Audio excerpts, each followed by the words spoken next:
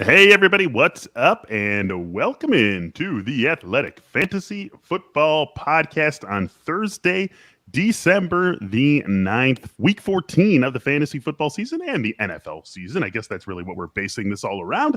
Kicks off tonight, Vikings and Steelers getting together to get things started in what is the last week of the fantasy football regular season for most of us. We're going to talk you through all of the games here on this episode of TAFFP. Joining me, as always, Brandon Funston, Funstonian. What's going on, man?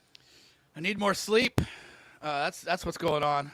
Need mo allowance. Trying to push to the finish line here. That's what we're doing. That's exactly what we're doing. We're pushing through the regular season, pushing on to the playoffs, pushing through that finish line. It's going to be a super fun finish. I'm excited about the way that the NFL season is shaping up and how that's going to trickle down to the fantasy world with like every team in the league other than the Jets, Texans, Jaguars, Giants, and Bears being involved in this playoff race. So it's going to be fun. I think that's going to make for a fun fantasy finish for us as well. A lot of F's in there. Know who never gets an F? Jake Seeley, A+ guy, A+ fantasy guy. What's up, Jake? How you doing? I'm doing good. I'm actually live trying to update the ranks because now apparently Dalvin Cook's playing, so been doing that and readjusting everything. Let's just start right there. Yeah. Well, what the hell? I was going to say with Jake, was the rankings as hard as it's been all year this week? Like, I feel like there isn't like a bunch of big injuries. There's a bunch of small injuries. That's what I was going to say. Everybody, basically every running back from 11 to 27, somewhere in that range. Like something. This guy depends on this guy, who depends on this guy, who depends on this guy. And no, I get the what the hell, but I go back to what I said. Look, it definitely blew up in our face, but I've gone back. It's like 95% of the time. If a team brings back a running back, we've done this 3 times. We've had this discussion just 2 weeks ago because we were talking about this. Yeah. When a team we can remember the back first guy we had it about. Yeah, it was David Montgomery. How many we've done about David Montgomery, Christian McCaffrey, Clyde Edwards-Helaire, and there's one other. We've done this. This is now the 5th time we've done this year. If a team brings back a running back when the performer is doing extremely well in his steed, and it's earlier than any needs a horse. Sorry, yes, yeah. I'm doing this at the same time on this. Shut up. So, comes back. You are correct, Stead. And it's early and nobody expected about. You have to fire him up and you project the workload. Now, again, maybe this is the 5% and we get screwed over. We have plenty of time before tonight, depending on when you're listening to this, obviously in your area. But, if everything goes and he's fired up and he is starting, all 3 reports, there's nothing more you can do. I'm going to have him side my top 5. There's nothing. I mean, you have to go with it. And then are we sitting Madison? Yeah. No, because that's the biggest thing is you go back to like David Montgomery. Khalil Herbert was wiped out of the equation. You go back to Elijah Mitchell's first game back, 1 carry. That was the other one, Elijah Mitchell. Elijah Mitchell, who we also had concerns about Shanahan at the time.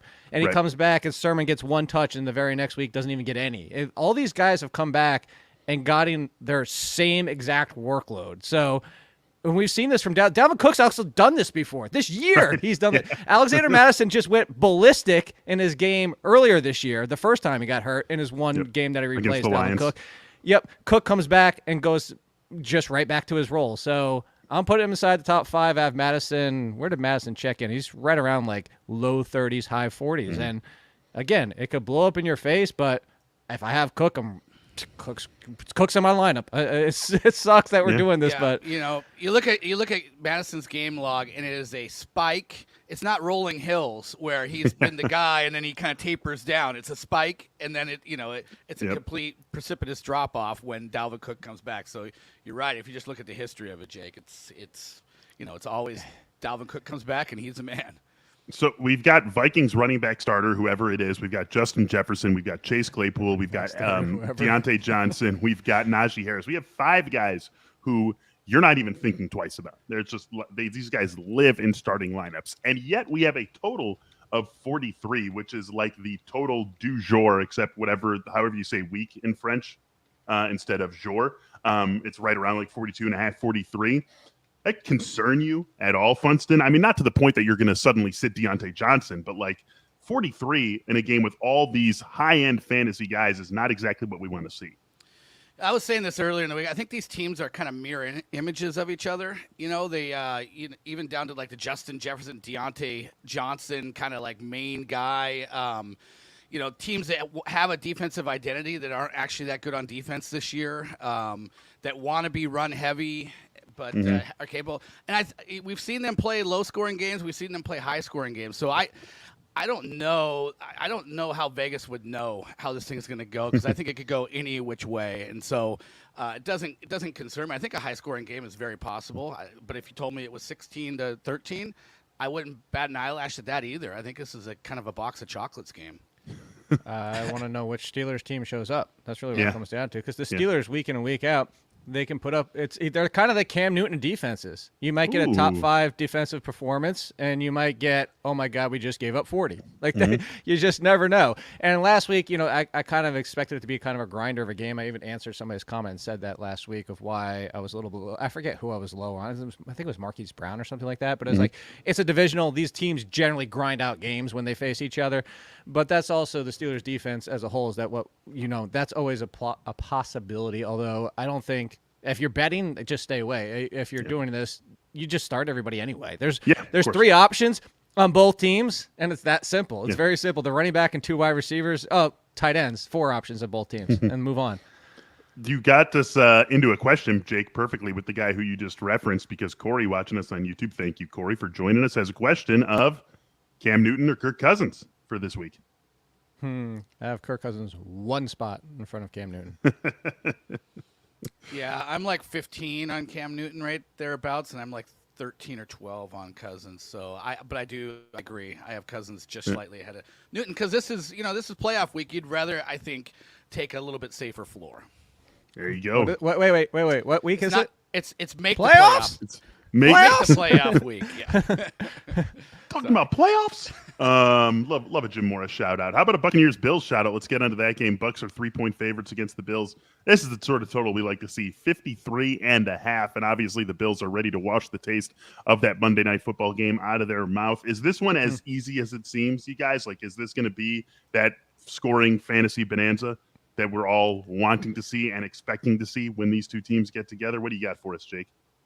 I would think so, mostly because, look at what you would expect the strength of the Bills to be, and now they've lost Tre'Davious White. Their secondary hasn't been playing as great of late. They've let big-name running backs go against them and have big days, so you can question, like, okay, yes, their defense is still really good. Is it stop everybody? No, it's just, you stop mediocre players. So you have Leonard Fournette, you have Tom Brady, you have Godwin and Evans. I told you guys before the show, this is why this is left up here from last night. I was celebrating Beowulf Gardner Minshew with Joe Hulk on this DFS show. And I love some Mike Evans this week with no Tre'Davious White. Look at the Bills who's stopping Mike Evans in that Bills secondary now? And that's why I think you look at this, but I gotta tell you, the concern I would have is that if it does go sideways, can the Bucs defense limit the Bills? Because the run game does not help the Bills. They play week in and week out. Like last week wasn't a Breida game because they just want to pound it, so it was more Singletary and Moss. This week should lean more Breida because they're going to pass more. But when you have 0 running game, this is why the Bills are not winning 13, 14 games like a lot of people, including myself, did, is because when you have this kind of a messy backfield, things can go sideways on you every given week. So I would say, yes, this feels like an easy over, but it would not shock me if it went under. I wouldn't bet it's the a under, big number, regardless of who the offenses are. That's a 53.5, excuse me. It's a big number to get to. Funston, is there anyone who you want to make an argument for off the radar in this game? No is a perfectly acceptable answer, but I'm thinking Bills backs, Emmanuel Sanders. Is there anyone along those lines? Don't you dare do Emmanuel Sanders. No. Sidebar. Cortland, because I said this on my show. Yes, I started to jump in here. Cortland Sutton and Emmanuel Sanders haven't had a double-digit game since week 6 together in the same week. So stop with Sutton, stop with Sanders. Sorry, Funston, go ahead. No, I was going to – Cole Beasley's as far off the radar as I would be willing to go. But, yeah, Salfino said it a few weeks ago. This is a Bills offense that's basically built for a dome playing in a cold weather region, but at least they're they get out of there. So this is their get right game because they get to be who they want to be, and it actually plays into how the Tampa Bay defense, which you can't run on them anyway. So that's just going to make Buffalo happy. Like, okay, we don't even have to worry about this. So I know Jake has Josh Allen number 1. I have Josh Allen number 1. I think we both feel like this is like a nice scenario for them to bounce back. 4 interceptions coming.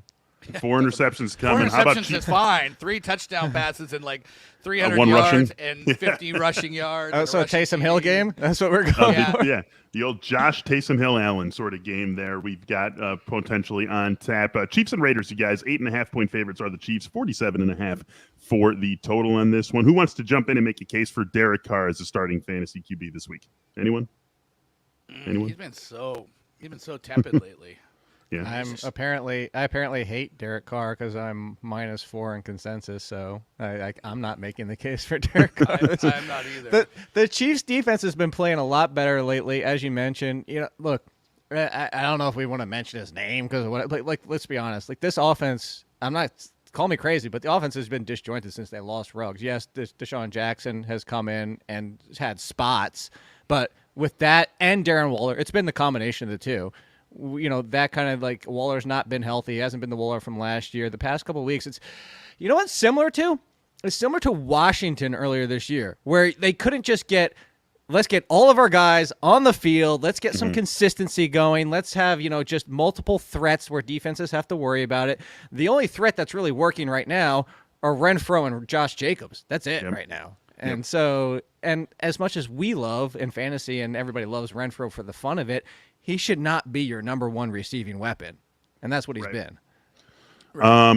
I want to look at the other side of this game for a second here because here are the points scored by the Kansas City Chiefs since week 7.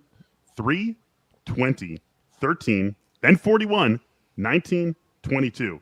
That 41 was against this Raiders team. So is this a bounce back, get right, at least for 1 week spot for these guys here, Funston? Look, and I think, you just have to rank it that way.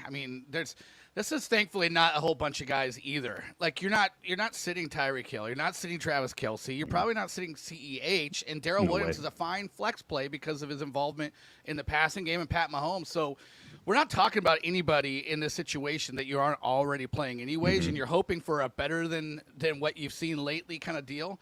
But they haven't been so bad on a consistent basis that you're thinking about sitting them anyways. At least there is that 41 to kind of hang your hat on in terms of hope. But are you confident in these?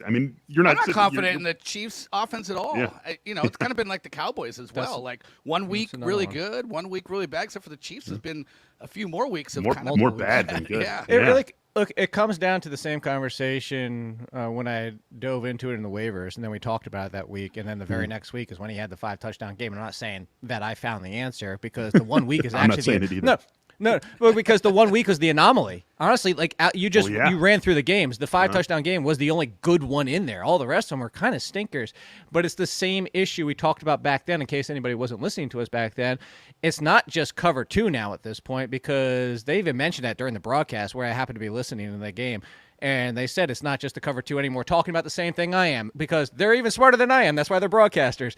But I say, well, depending on who the broadcaster is. But anyway, point being is Patrick Mahomes has nobody to trust. And when Tyreek Hill is even dropping the ball, and Byron Pringle can't make a catch to save his life, and Demarcus Robinson can't get out open, and Mecole Hardman has been erased from the fantasy actually even NFL relevance. Yeah. He's got nobody to go to, and that's what's been the problem is that he really doesn't trust anybody, and now he's trying to make these throws that he's been making for the past 2 years and forcing them at the same time, and that's why we're seeing.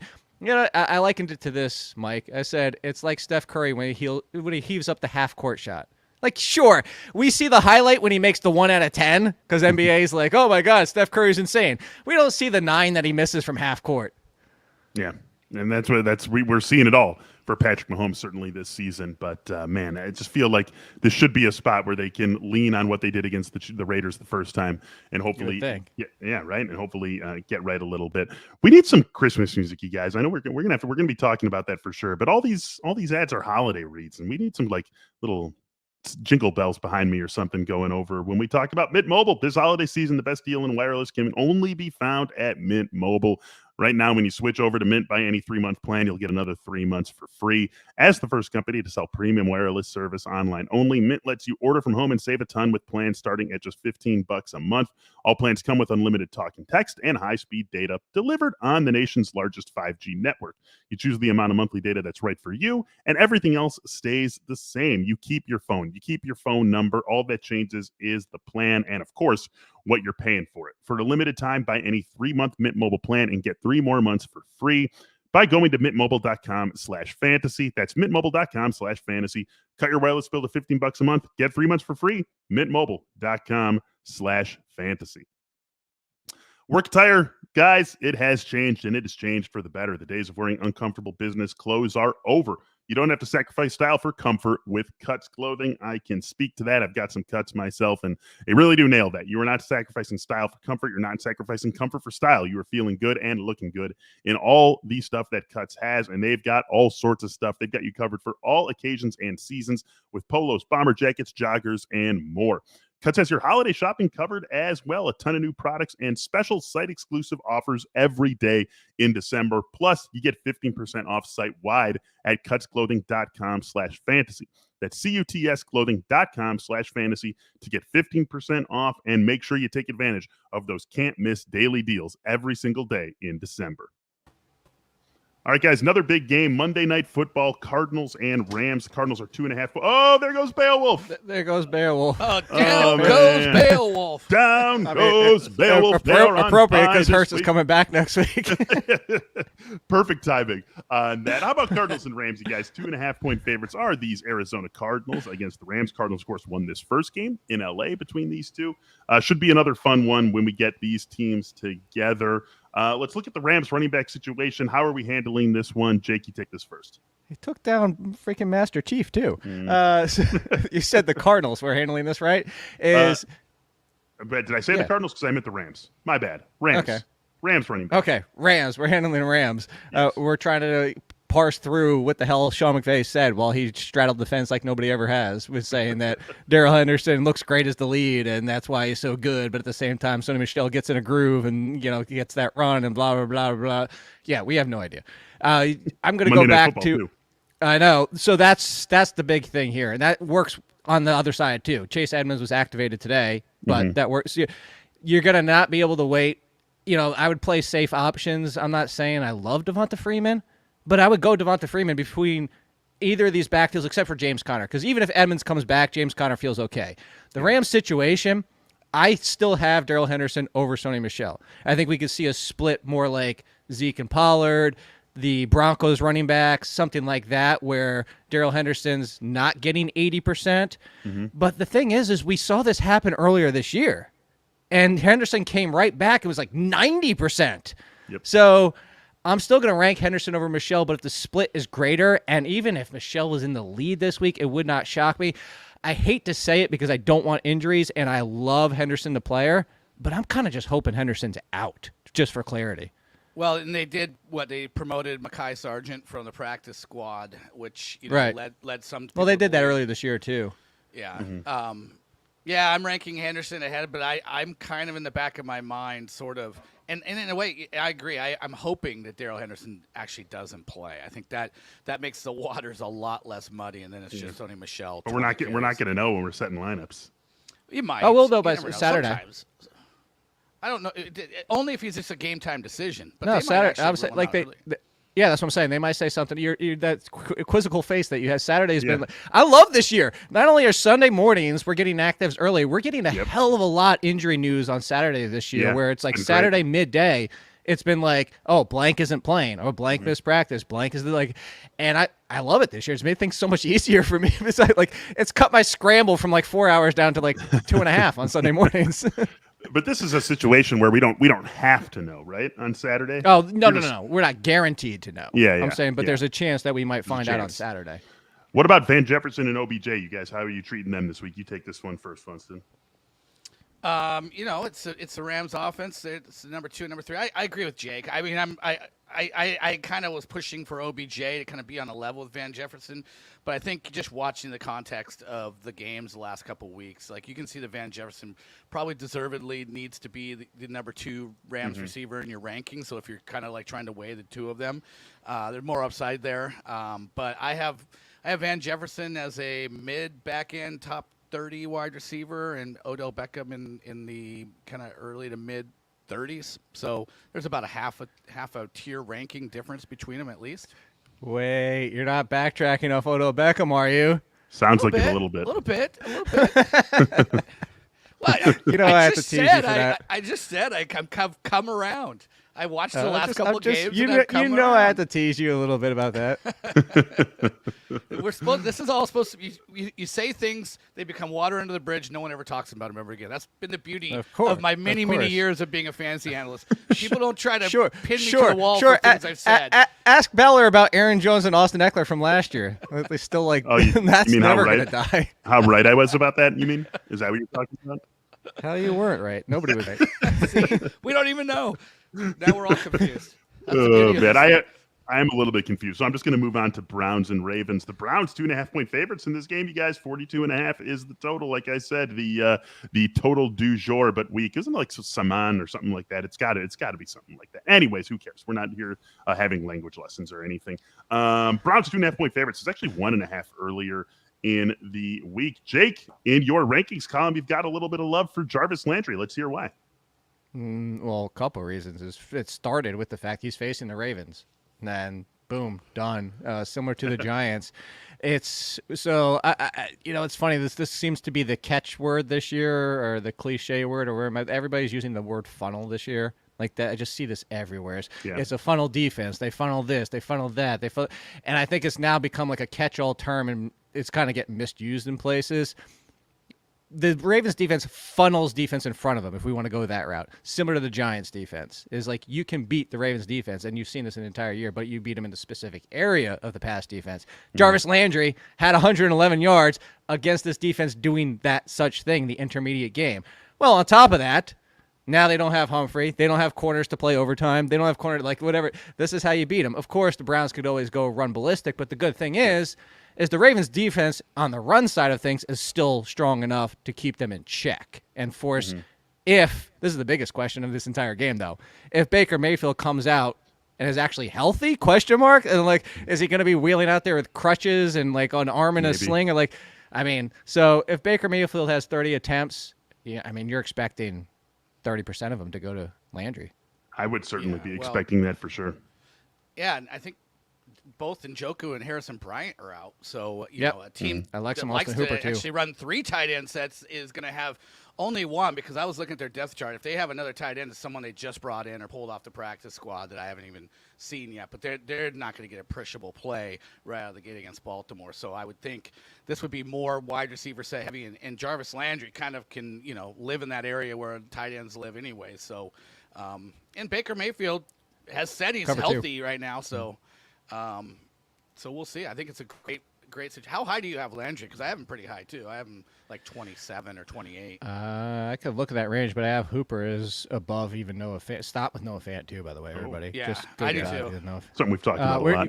Wait, you have Landry at 25? You said? No, I think it said 27 or 28. I have to look here. Oh, okay. Why do you hate Landry? I was gonna say, why do you love him? I have him 26, so that worked out perfect. Because if I'm gonna say 25, why do you love him? And then because you have him.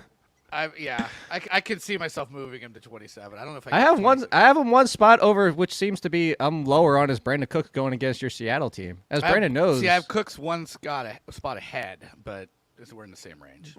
Drop him down, man. All right, I can do that. Be on the same page. Do you find Funston? Do you find Lamar Jackson's recent struggles concerning at all?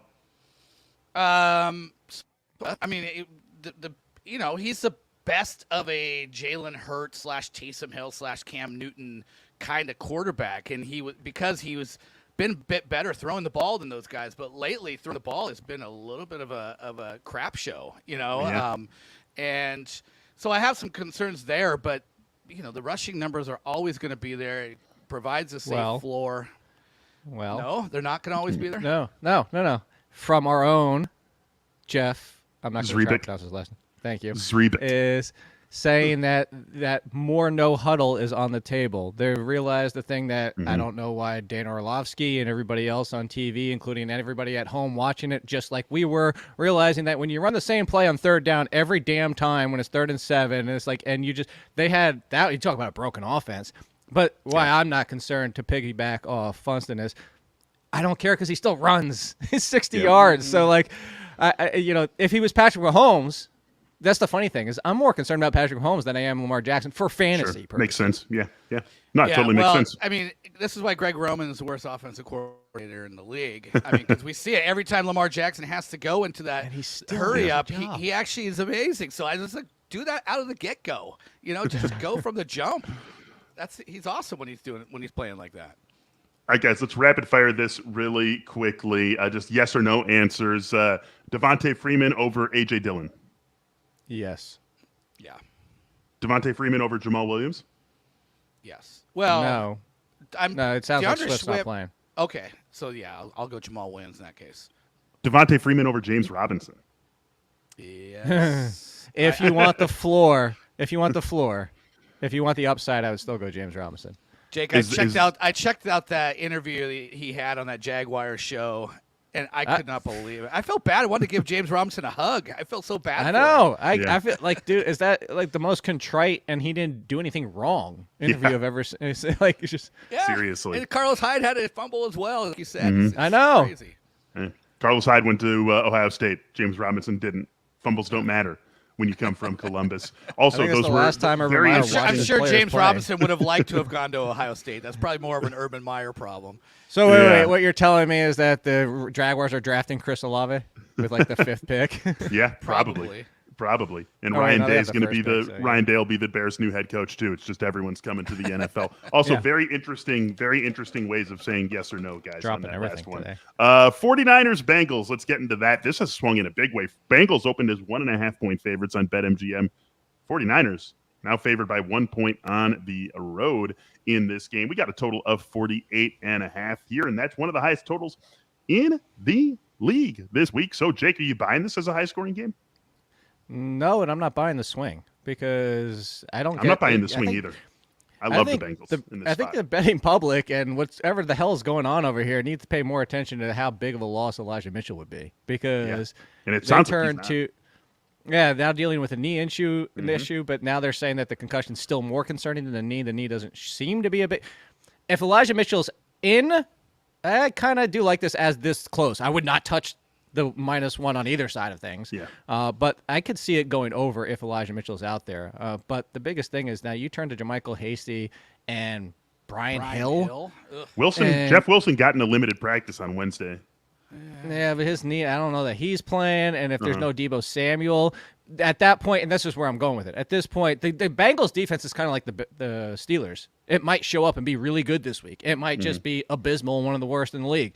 But what would help them is if there's no Mitchell and no Wilson and your options are Hasty and Hill, you're just going to sit back on Garoppolo. And you're just going to sit back and say, we're taking away Ayuk and Kittle, try to beat us with your run game, and then the Bengals run away with this. No pun intended. And JaMychal Hasty, I've never been that impressed. I see so much written about him for someone who has done so little in the NFL. He plays for the 49ers. I know, but man, he's the least. If I played for the 49ers, I would get written about. It's true, but he's the least impressive 49ers. It would mostly be like, holy cow, how did this clown get into the NFL? Yeah, this is like he can't even average a half yard per carry on Shanahan's team. What the hell is this I don't know. I really like the Bengals in this spot. This just feels like the sort of game where they're just I don't know. The 49ers lost to the Seahawks last week. We all know what the Seahawks are. Their team's a mess. I mean, legitimately being without Deebo and Eli and Jeff Wilson puts them behind the 8 ball pretty badly. Yeah, they're one of those teams. You can paper over one loss. A lot of teams can paper over one loss. It's hard to do it with 2. It's part of the reason why I'm a little bit worried about the Vikings. I guess they're getting Dalvin Cook back. Maybe it looks like, but I don't know. It's hard to the way that 2 guys work together and impact an offense as a whole. It's hard to get to paper over 2 guys, no matter who they are. And Deebo Samuel's really been, George Kittle obviously is when he's out there, but Deebo Samuel's been that consistent engine of this 49ers offense all season. And so I do worry a little bit about that. Where are we at on Joe Burrow's finger for this game, you guys? I feel like most people who have him are probably playing him. It's unlikely. I think we talked about this on Monday. Feels unlikely that someone who has Burrow has another quarterback better than Burrow, but it's got to at least be in the back of your head somewhere that this finger issue is an issue, right, Jake? It's an issue to a degree. It depends, though. Quarterbacks grip the ball differently. We see some have issues. Some put more pressure on the main three like you're supposed to. Some actually go further down their fingers, and so isn't an issue. It didn't look like it was that big of an issue in the game, and that's what I go to. So, like, if I'm just going off that, and it's not a ton to go off of, and it doesn't seem like. Here's the biggest part about it too: is it's kind of similar to preseason where we've talked about this before. You hear one beat writer say something, it's kind of like, okay, let me wait. Now 3 or 4 beat writers start to say something, we put a little weight into it. I'm going to the point where we haven't even really seen anybody say, "Oh, he doesn't look good in practice." Yeah. And so that makes me feel pretty okay. I still think there's obvious risk, but he's in the Kirk Cousins conversation. Yeah, that's where I have him as well. Biggest quarterback finger injury on record of all time, wouldn't you say? Russell Wilson, Taysom Hill, Joe Burrow. Oh, yeah. I joked about that yesterday. So is this the year of the hammer finger or whatever the hell it is? Mallet finger, yeah. Mallet finger, that's what Mallet, it is. another word for a hammer. And Ryan Mallett isn't around to be a part of it. It's really quite a shame. Panthers and Falcons, you guys. Panthers and Falcons. Panthers 2.5-point favorites in this game.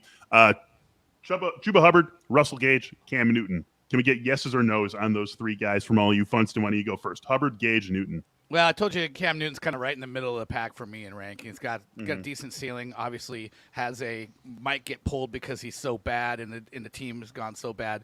Kind of floor, although it's the Falcons and not a good offense. They held him to 13 points the last time they played. So yeah, middle of the road for Cam Newton. Russell Gage, I think you just got to look at the way things have trended with him. It's kind of turned into the go-to guy. I mean, I don't think it's going to be a big game, but I think you got to consider him as a sort of a back-end wide receiver 3 option. And then Chuba Hubbard, I just from all the information I'm gathering, man, and I had a chance on a Sirius XM show I do to talk to a guy that covers the Panthers, and he was kind of gushing and talking about how clearly they really like Amir Abdullah.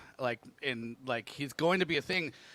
Giving me the impression so far is like maybe he's 50-50, if not even a little bit more in leaning in the Abdullah way. Nothing against Chuba Hubbard, but they just really like how Amir Abdullah has plugged into this offense. They're every fantasy manager from 2015 is what you're saying. Right, exactly. Yes. The next big thing, Amir Abdullah. I mean, Hubbard is pretty much you might need to, but he's a fringe RB2 for me. I'm happy to hear that because I don't like all the people that were calling me stupid and crazy when I said consider Amir Abdullah. He's at least a 50-50, if not in the lead, because they didn't have Amir Abdullah the first time around. And yes, we've done Amir Abdullah before, and we're not saying, Funston's not saying, I don't think the beat writers say, nobody's saying that Amir Abdullah is going to be a 20-touch guy, but it's at least 50-50, and that's what you have to be concerned about, because if it's 50-50 and it's like the Broncos, okay, fine, they're both valuable. But it's not. It's 50-50 with Cam Newton ruining in the backfield on top of it, and he ruins it more for Hubbard than he does for Abdullah. So I think fringe RB2, you probably need to play Hubbard at this point with everything going on. Cam Newton just outside QB1. Russell Gage, low-end wide receiver 3. I would have him higher if it wasn't for the matchup. This is not a good matchup for Russell Gage. All right, let's actually be quick about this one. Who's the worst, quote, tight end you would start over Kyle Pitts? Oh, worst? Pat Freiermuth or Dalton Schultz. Who's Conklin? the last tight end? Conklin? Yeah. I have Conklin. Kyle Pitts, I have Kyle Conklin Pitts is still over 8 or 9 for me. Yeah, I haven't. He's getting yards. He's just not scoring touchdowns because he doesn't get any red zone looks. So you still play him as a low-end tight end win because, let's be honest about it. You take 40, 50, 60 yards at your tight end any given week, and if he finally scores a touchdown, he would be a top 5 tight end. So it's been frustrating. We all hate it, but I'm not benching Pitts for Komet or Higbee or anything like that. Yeah, but Conklin's interesting because he's a guy that you literally could have just went out and grabbed this week on the waiver wire. And that's why I said a lot of the guys that I've ranked ahead of Pitts are guys that were drafted and are elite. But Conklin is a real world thing where you can pick him up and plug and play him ahead of Pitts. It's going to feel weird, but I that's where I have him ranked. That's where Jake has him ranked. And I would, sometimes you rank players and then it's a different story when you actually have both of them on your roster and you have to pull the trigger and you're like, oh, but it's Kyle Pitts. But I would start Tyler Conklin over him this week. Oh, I got a phone call. Oh, someone's calling Funston. Perfect time to do Some more ads, you guys. Ritual is a plant-based, sugar-free protein powder reimagined to be a building block for your daily life. Protein powders and supplements, they can be a little bit intimidating, but Ritual was made to make nutrition safe, transparent, and free of all that other BS that can make it hard to find the right products. It's made without gluten or genetically modified ingredients, and it provides essential protein and nutrients that support bone health, brain health, and lean muscle mass. Mixing it up is as easy as shaking one scoop into your water bottle, and the one-of-a-kind recipe gives it a richer, tastier flavor than any other shake. You know what else you can do? You can put it in a smoothie. As everyone watching on YouTube is seeing, I'm holding up a smoothie, and there's Ritual in here. Tastes great in this smoothie, and I love that I know exactly where it is coming from and why what's in it is in it. So why not shake up your Ritual to make trying something new a little less scary?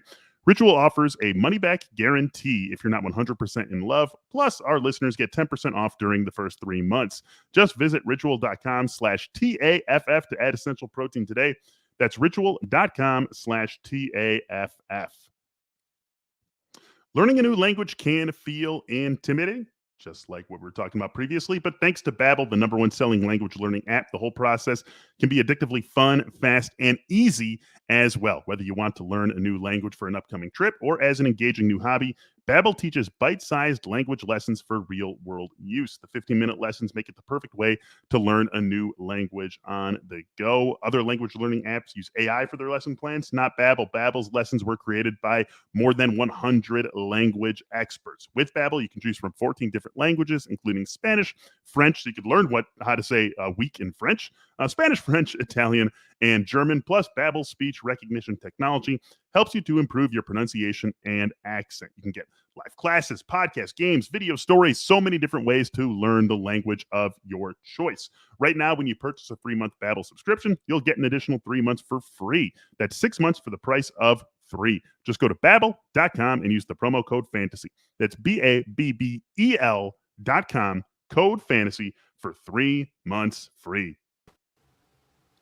Alrighty, dudes. Let's talk about the Chargers and the Giants. Chargers are 10-point favorites in this game. Giants look like they're going to be starting Jake Fromm. 43.5 is the total, but we got some bad news on the Chargers just yesterday. Mike Williams not going to play. Chris Harris in doubt. Keenan Allen still on the COVID list, but he could end up playing in this one. How are we treating the Chargers, going into this game, Funston? Well, I said in my rankings column that if Keenan Allen and Mike Williams are both out, I'm probably at least ranking both Josh Palmer and Jalen Guyton as wide receiver fours, but really they could easily be wide receiver threes. And I would like both of them. I'm probably leaning Jalen Guyton if it's just one of those two main starters out, but I was a big Josh Palmer guy when he came out of Tennessee. He was one of my favorite kind of under the radar receiving prospects. And as Michael Salfino likes to say at this point in the season, there are no more rookies anymore. So I think if he had a chance to really be, a full complement of work, that Josh Palmer is intriguing to me. So he might be the easier guy to get. Like if everybody's scrambling to get Jalen Guyton because one of these guys is declared out, it might not be a bad way to zag and just say, you know what, Josh Palmer has some upside here if I'm in a tough way here and I'm looking for some upside. Yeah, it might actually be Mike Glennon because he practiced yesterday, so but that doesn't really do much better. It's just not Jake Fromm. So maybe this much of an uptick for everybody that's not looking at this big in my fingers. So I don't really want to start any Giants wide receiver. I would still probably, if finally healthy, even with Mike Glennon, I'd go Shepard over both of those if Williams and Allen were out because we don't have the clarity. I think Guyton fits the Allen role better, which means I like him more because of what I keep saying about the Giants defense, and he has a better chance to put up the yards on multiple receptions versus Palmer getting the big play, which the Giants don't give up a ton of. So that's where I would go with that route. Obviously, if Allen or Williams plays, just one of them, then Guyton's that wide receiver 4, and Palmer's probably not on the radar. If they both play, well, that's what is also still possible, and then everything's same as normal. Keep going. Allen's a wide receiver 1, and Williams is a wide receiver 2. Jake, we got a question here from Kyle Woods addressed to you. You mentioned in your ranking columns you might want to sit Herbert. How do you make that argument? You got him ranked higher than Taysom. If Williams plays, where do you stand between the two?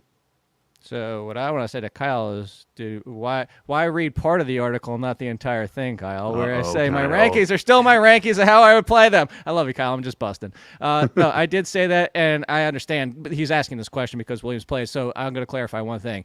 You can always see in my rankings too. If I have them in there, that's how I would play. I have Williams and Keenan Allen still in there. So this would be Herbert is in front of Hill, even with my concerns, because I have Williams and Allen. If Williams or Allen comes out, you'll see Herbert change. So that's why, for everybody also ask, like, where would you rank? That's why I usually start with 90% of the people who might play. I put them in, and then I take them out once we get word that they're not in there. Yeah, I think, it's fair to your point, Jake, and just to defend you a little bit, it's like, you might not buy into the downside that you see for Justin Herbert as much as others might, but it's worth you as a fantasy analyst calling out to people that, hey, I see a little bit more significant downside with Herbert this week. I'm not ranking to the bottom of that downside, but you may want to. So just a heads up on that. Oh, yeah. You might read what I say and then say, you still don't even have him low enough from what you said. Right. You're a real jerk face, Jake. Let's get into Titans and Jaguars. The Titans are 9-point favorites in this game. Julio Jones potentially going to return for the Titans in this one. A.J. Brown, Derrick Henry not going to be. So, Funston, in a world where Julio does return, you want to play him? Kind of. I want to hear all kinds of glowing reports about him running around and looking really good. That's what I want to do. I kind of threw him at wide receiver 30 as a placeholder. I'm motivated to move him. Like if I do hear like, yeah, Julio Jones actually looks like a guy who's healthy now and his hamstring is, doesn't look like it's bothering him. I'll probably push him up into that wide receiver 2, close to that range, maybe in that range. There's some, the back end of the wide receiver 2 this week is kind of a little bit cloudy, so I could see myself pushing him into wide receiver 2 range. I might get like low end wide receiver 2 because Tannehill needs somebody to throw to, and the difference before when people are like, "Oh, he's got to throw to Westbrook Akina or Des Fitzpatrick." Well, they're not number ones; they need number 2s at best. So that's really what you have to look at here. And if Julio comes back, I wouldn't be shocked if he says 7, 8, 9 targets if he stays on the field the entire game. Obviously, the risk of Julio is he goes out there and doesn't even finish the first quarter. Jake, how you treating the Titans' backs in this one? There is no clarity. Kid gloves. But are you? There's definitely no clarity. But let's say if you have either one, are you playing that game? Oh, I was going to get to the answer. I was just Funston was just chiming in there. I would start Foreman mostly because of what I said before this too. Is that Foreman's role is clear. Foreman, you expect when they have the lead, would be the guy. We would all expect that, and this is a game, as the line shows, that we expect him to also have the lead. But it's not just Hilliard as more of the pass-catching option. Jerry McNichols is back. And I'm not saying that Dontrell Hilliard hasn't shown enough in his brief time to deserve a role, but does that definitively mean that Jeremy McNichols only sees 5 touches? 10 snaps? Exactly. Your shrug is McNichols was the pass-catching option before all this mess happened. So if McNichols and Hilliard are splitting the pass-catching running back work, now that's even worse than before. So I would start Foreman, and then Hilliard would just be if I'm in a 14-team half full-point PPR and I just have to start somebody. Yeah, I would just I'm just going to take it from the Titans' perspective. I would be like I've said before, don't look a gift horse in the mouth. Just what did Jeremy McNichols do to warrant that he has to be played over Dontrell Hilliard when Hilliard came in and gave them a whole lot of juice? So Jake, you could be right. They could be splitting, and that could just be he comes back, and why wouldn't he? But, like, if I'm the Titans, I'm playing Dontrell Hilliard because he's the guy that's been going out there and giving this offense much-needed juice and giving it life. So that's where I'm at on that. Believe it or not, there's one more part of this game that I want us to talk about, and it's Jake saying maybe bench James Robinson in his rankings column. So what's the argument? How deep would you have to be benching James Robinson, Jake? Devonta Freeman, names we mentioned earlier. A.J. Dillon, even in a split, I'd consider it. The James Conner, even with Edmonds back, although you would have to make the decision already anyway before that. Jamal Williams. Right. I mean, Melvin Gordon. Deonta Foreman, if you want the safe play. You're playing all these guys over James. Are you playing all these guys over Robinson? All of the ones I mentioned until I got to Deonta Foreman. Deonta Foreman I would consider if I wanted the safe play because it really just comes down to James Robinson still has RB1 upside. But Urban Meyer still runs that team, and we just saw what happened. And Urban Meyer has coached about 32 in the league downside. What about Kareem Hunt? Safer. Absolutely. This is really comes down to, do you want the upside and the risk, or do you want the safe points? Then Kareem Hunt. I mean, we could keep going on the safer play. Tevin Coleman against the Saints, which is a terrible matchup, is safer. But the thing is, it's safer because it's 5 or 6 points might be better than the 0, because Darrell Henderson might have just quote unquote lost the job because he wanted to bench him, and then he's blamed it on his offensive coordinator on the rotation, and then what? James Robinson. You said Darrell Henderson. Oh, yes. Same thing. Yeah. Similar situation, even worse, with the head coach who blamed the offensive coordinator for the rotation, then said he shouldn't have played at the end because he was still banged up, and then all this. So, yeah, that's really what it comes down to. I mean, honestly, is Carlos Hyde safer? I mean, I'm not going to go Carlos Hyde, but I mean, who knows right now? What about Tevin Coleman if he doesn't clear concussion protocol? And it's Ty Johnson. Are you going to play him over James Robinson? No. They do not want to give Ty Johnson. They want to keep Ty Johnson in that role. Ty Johnson lost his job at Maryland. So we're going to see right? Walter. Yeah. We're going to see Walter again if Coleman goes down. Beller, you've got the brain of college football. That was McNichols, right? Yeah. Yeah. Yeah, it was. It was, right? Yeah, it was. All right, guys, guess what? Back-to-back weeks. This is the start of it, so this is really exciting. Chicago Bears primetime. Get ready for it. Sunday Night Football this week, Monday Night Football, and next week. It's also back-to-back Kirk Cousins and primetime weeks. Thursday There's night another back-to-back too. Monday night next week. What's that? Next week are Saturday games, and back-to-back Saturday games for the Browns. Look at that. Look at all Don't sorts forget, of fun Saturday games start next week, everybody. Don't forget. Right. Yeah, definitely don't forget. And don't forget to watch this one. Packers and Bears, 12.5-point favorites are the Green Bay Packers, as they should be. 43.5 the total on this game. We've got some high upside wide receivers on either side of the game. Darnell Mooney certainly has the higher floor of them. But how are you looking at both Mooney, Funston, and Marquez Valdez-Scantling? Mooney drops a little bit for me with the Justin Fields, but I feel like, we might get more volume to Mooney, which maybe – so I'm not really giving him a huge demotion, but I feel like he feels better to me as a kind of a higher wide receiver 3 than a back-end wide receiver 2, where I was trending with him the last couple of weeks. Valdez-Scantling has been the number 2 option, so just for the fact that – he's been consistently getting volume lately, and their air yards, their high air yards. Volume plus high air yards. You like to roll the dice on that. As a kind of a back end wide receiver 3, gives you some upside there. So, but really quickly, why is this game on Sunday night and not Tampa and Buffalo? Seattle and San Francisco was a great game. They moved that game out of the Sunday night slot. This is kind of the same setup in my mind. It's good. I assume that this was like their block. Whatever network has Buffalo and Tampa, I assume they hadn't used their block yet, and that's why this is not moving. Right? Yeah, maybe. Right? Yeah. I know. I don't know the inner workings of how they're allowed to do it. I don't know how that part works. Yeah, I'm also not sure of that. Jake, anything different for you on MVS and Mooney? Just on Mooney.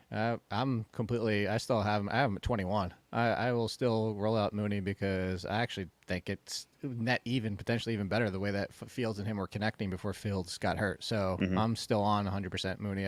That's the one. I agree with the Valdez-Scantling and the entire Packers core of wide receivers, and it might be a Randall Cobb week. It might be Allen Lazard week. It might be who the hell knows. But really, what it comes down to is that Mooney's the number 1. I'm not even concerned that Allen Robinson might play. Honestly. Yeah. I'm 25. I'm 25 on Mooney. A little bit below. Oh, so you're higher than you thought you were.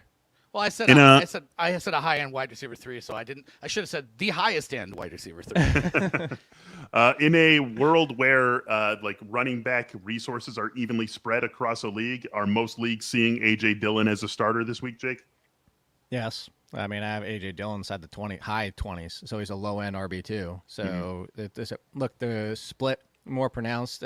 But that being said, we talked about it on that show. Aaron Jones came out in his same role. It's just the game was in control, so they pulled back on Aaron Jones because it was before the bye, so why risk Aaron Jones? That's why they leaned on A.J. Dillon. That being said, even before the Aaron Jones injury, this was more of like a 65-35 split. A.J. Dillon still gets used in the passing game.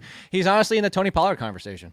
And if he finds he actually has a better chance to find the end zone because he'll stay in or even get goal line carries and Aaron Jones will stay in the sideline, whereas they get inside the 5, and all of a sudden it's like, good job, Tony. We'll see you later. Here comes Zeke to take the touchdown. Who, by the way, Tony Pollard's also dealing with an injury. Yeah. Let's get into that game, actually. Sorry, Funston, but I just want to jump right into this game. As you mentioned, the first missed practice of the entire season for Tony Pollard on Wednesday. So he's dealing with a little bit of an injury. We know that there's an interplay between these two backs. Funston, if you have either one of them, how are you treating them?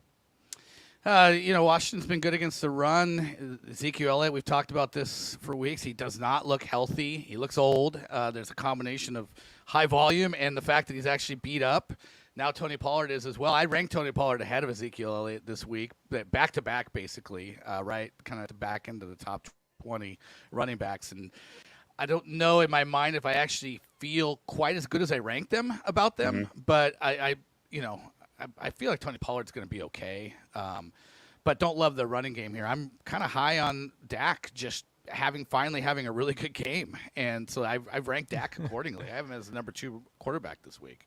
Oh, I like that. I would love to see a game like that as someone with one huge game with playoffs on the line with CeeDee Lamb and another huge game playoffs on the line with Amari Cooper. I would love to see a huge Dak Prescott game. Jake, can you make a case for starting your boy with the jersey behind you, Taylor Heineke? Every single week you can make a case, because the biggest thing about him is that before their bye, he was extremely reckless. And we talk about the team had no consistency. There was a different rushing leader on that team for about 4 straight weeks. It was like Gibson, then McKissick, then Patterson, then Heineke. And that might be not the correct order, but that was the point. There was no consistency there. Heineke was doing too much. That bye changed a lot. And it's not just the Gibson health. Being able to lean on Gibson. And Heineke's also developed, obviously watch a lot of him, is developed this year of being more patient and not running out of the pocket when he doesn't need to, and not making the throw downfield then to triple coverage just to try to make a play. So against the Dallas defense, who is a very good fantasy defense, and they still give up plays because they are aggressive, and that's what makes them a good fit. It's like the Eagles a couple years ago, where they were a top 5 fantasy defense, but they gave up a ton of yardage in the passing game. And that's very similar. So I have Heineke, right one spot behind Joe Burrow. And honestly, if you said I want to start Heineke over Cam Newton because I don't want to risk the Cam Newton floor, then I'd be okay with that. All right, guys, we're going to have 3 more games to talk about. First, though, cashback credit rewards. So 2020, earn Bitcoin instead. BlockFi has the world's first Bitcoin rewards credit card that lets you earn an unlimited 1.5% in Bitcoin on all qualifying purchases. Grow your Bitcoin portfolio when you buy groceries, pay bills, fill up at the gas station, whatever. You're going to earn 1.5% back in Bitcoin on all qualifying purchases. No reward limits. No foreign transaction fees, no annual fee, just Bitcoin earned on every single qualifying purchase. BlockFi is a leader in crypto, was named Forbes FinTech 50 list in 2021. And our listeners can get a bonus of $25 in crypto after you make your first purchase with the card when you go to blockfi.com/fantasy. Again, $25 in crypto deposited right into your account, but you have to sign up at our URL, blockfi.com/fantasy. Not all are eligible. Geographic, regulatory, and underwriting restrictions apply. Fees and terms subject to change. Additional terms of service at blockfi.com. BlockFi is a financial technology company. Banking services provided by Evolve Bank and Trust. Member FDIC. 3 games to get to here, guys. Let's get through these ones relatively quickly. Broncos and Lions. Broncos 8-point favorites. 42.5 is the total. Funston, if Melvin Gordon goes for the Broncos, does he go for your fantasy team?